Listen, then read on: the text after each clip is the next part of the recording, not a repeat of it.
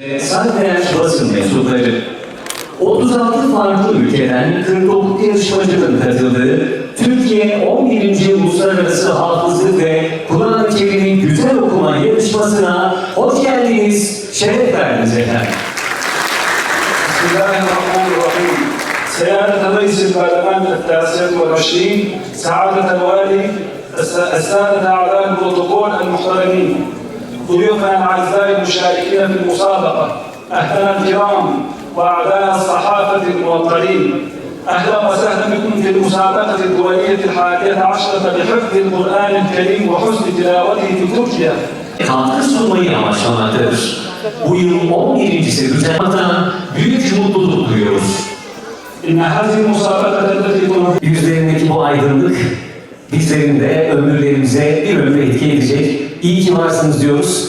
Tekrar programımıza kaldığımız yerden devam ediyoruz. Euzu billahi mineşşeytanirracim. Bismillahirrahmanirrahim. Velillahi mulkus semavati vel ardi vallahu ala kulli şeyin kadir. İnne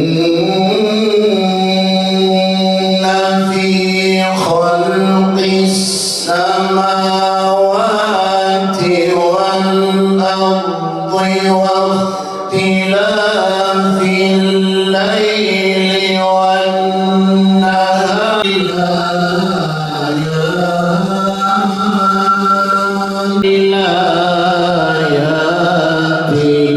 ala junubihim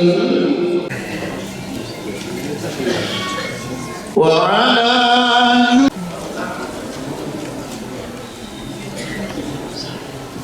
Yaradan Rabbin adıyla.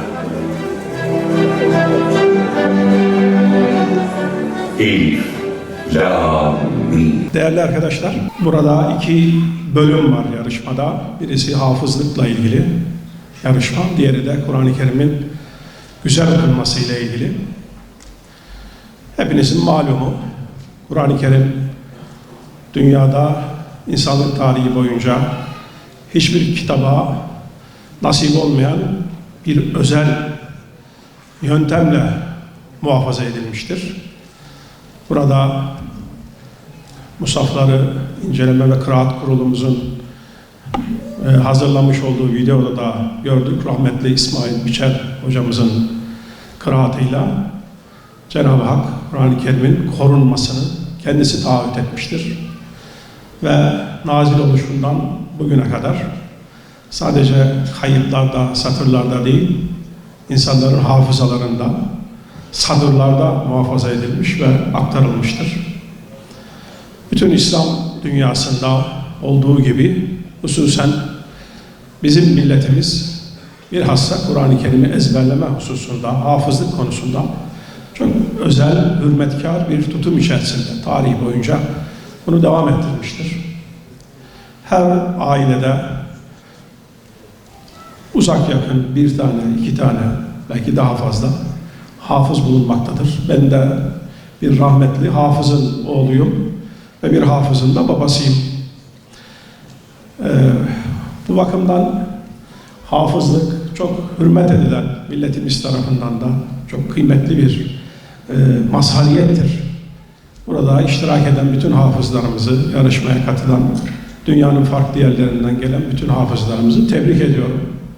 Bizleri de dualarında unutmasınlar. Elhamdülillahi Rabbil alemin. Vessalatu vesselamu ala Resulina Muhammedin ve ala alihi ve ashabihi ecmain. Sözlerimin başında Diyanet İşleri Başkanımız Profesör Doktor Safi Arbakuş hocamızın sizlere selamını, yarışmacılarımıza da başarı dileklerini iletmek isterim. Kıymetli kardeşlerim, Kur'an-ı Kerim bizim hayat kitabımız. Sözlerin en güzeli. Allah'ın kopmaz ipi. Bizim rahmet vesilemiz, şifa kaynağımız bir kitap. Onu okumak bir ibadet, onu ezberlemek bir ibadet ve bir ayrıcalık. Onu dinlemek de yine bir ibadet. Onu yaşamak, Kur'an'la dirilmek, Kur'an'la hayatımıza yön vermek Rabbimizin bizden istediği bir durum. Diyanet İşleri Başkanlığı olarak bu sene 11.sini tertiplediğimiz bu yarışmayı bu yıl kadim şehrimiz, peygamberler şehri, sahabe şehri ki her gelişimde ayrı bir mutluluk duyduğum ve ayrı bir huzurla döndüğüm bir şehir Diyarbakır. Bu şehirde bu yarışmayı yapmayı arzu ettik ve bugün burada sizlerle birlikteyiz. Sözlerimi uzatmak istemiyorum. Bu yarışmanın düzenlenmesinde büyük katkıları olan öncelikle Sayın Valimize çok teşekkür ediyorum. İl Müftümüze ve bu yarışmaya katkı sunan bütün kurum ve kuruluşlara ve siz değerli dostlara canı gönülden teşekkür ediyorum. Tekrar ülkemize teşrif eden yarışma jürimize ve yarışmacılarımıza, misafirlerimize hoş geldiniz diyorum. Yarışmacılarımıza başarılar diliyorum. Hepinize saygılarımı, muhabbetlerimi arz ediyorum. Allah'a emanet olun. Türkiye 11. Uluslararası Hafızlık ve Kur'an-ı Kerim'i güzel okuma yarışması vesilesiyle Kur'an'ın nuruyla aydınlanmış müstesna bir şehir olan kadim Diyarbakır'da Kelamullah'ın gönüllerde yankı bulduğu bu mübarek mekanda sizlerle bir araya gelmekten çok büyük bir memnuniyet duyduğumu ifade etmek isterim. Her köşesinde bir peygamber duası, her sokağında bir sahabe izi bulunan, taşın dile geldiği surlu, sırlı şehir, kadim medeniyetler şehri Diyarbakır'a ben de hoş geldiniz, sefalar getirdiniz diyorum. Bu eski şehir miladi 639'da İslam orduları tarafından fethedilmiş. Fethinden bu yana da 14 asırdır ezan sesinin hiç susmadığı bir İslam beldesi, ümmetin bu topraklardaki en güçlü mühürlerinden biri olmuştur. Sahabelerin hatırasını kalbinde yaşatan, peygamber kabirlerini bağrında saklayan Diyarbakır, Anadolu'nun adeta manevi tapusudur. İşte böylesine zengin, böylesine bereketli ve böylesine dualı bir şehir olan Diyarbakır, şimdi kardeşliğimizin ve ortak değerlerimizin kıyama durduğu bir programa ev sahipliği yapıyor. Dünyanın dört bir yanından gelen misafirlerimizin burada oluşu, ayrı düşmüş nehirlerin aynı denizde buluşması gibi gönül coğrafyamızın sınır tanımayan ihtişamını gözler önüne sermiştir. Müminler ancak kardeştir ilahi hitabının bu kadim şehrin bağrında yeniden etek kemiğe büründüğü ne şahitlik etmek bizler için müstesna bir saadet ve iftihar vesilesidir. Aziz misafirlerimiz, Kur'an-ı Kerim öyle mukaddes bir kitaptır ki onu eline alıp dokunmak ibadet, sayfalarını açıp bakmak ibadet, okumak, dinlemek, tefekkür etmek ibadet, en önemlisi de yaşamak en güzel ibadet. Peygamber Efendimizin Kur'an'ı sözlerinizle süsleyiniz hadisi şerifi mucibince Kur'an'ın güzel bir seda ile tilavet edilmesi bu yüce mananın gönüllerde daha derin hissedilmesine vesile olur. Güzel tilavet sadece kulağa değil kalbe, ruha ve vicdana da hitap eder.